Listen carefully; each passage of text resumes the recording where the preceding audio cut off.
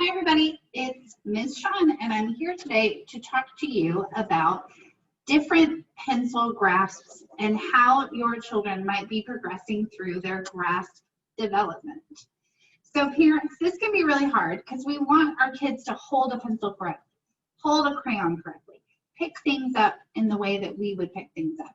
But we want you to realize, and so that's why we have this handy dandy guide for you today, about the different techniques that children will go through before they finally get to the appropriate kind of pencil grasp.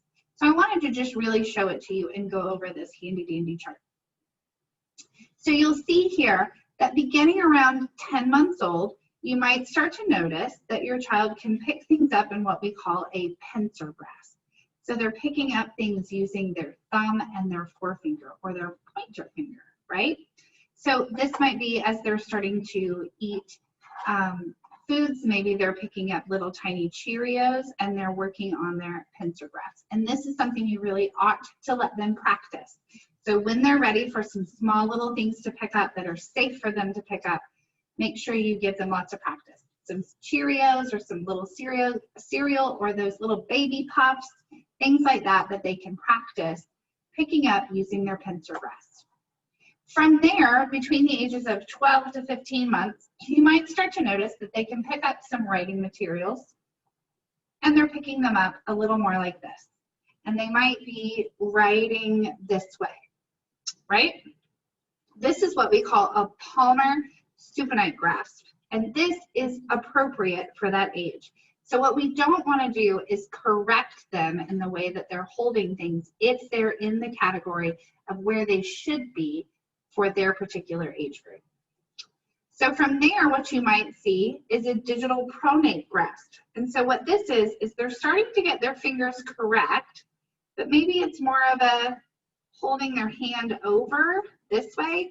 They don't have the correct grasp just yet, but they're starting to try to figure it out. That's a hard thing to watch other people do and try to figure out.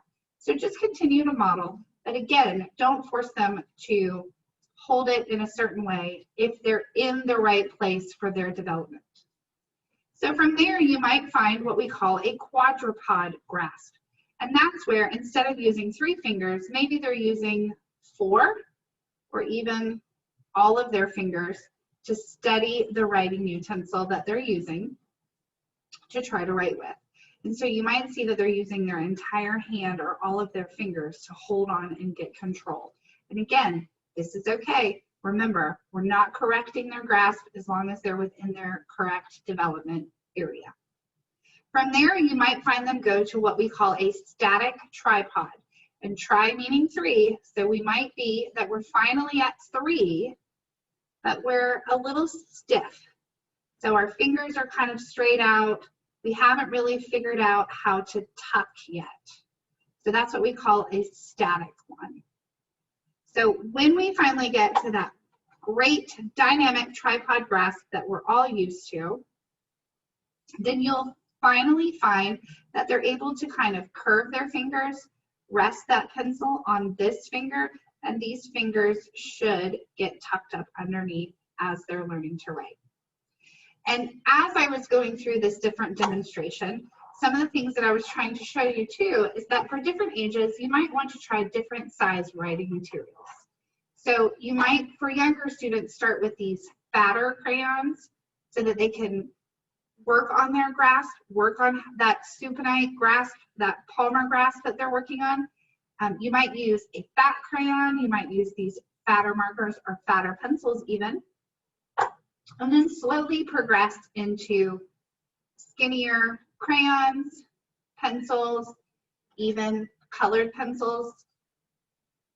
But start big and then go small.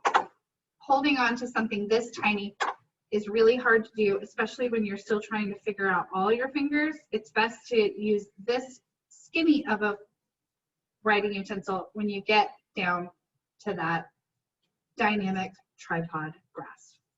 So again, the takeaway with this is give them lots of practice using different writing materials, but the biggest takeaway from this is not to force them to move on to a different grasp if they're not ready for it.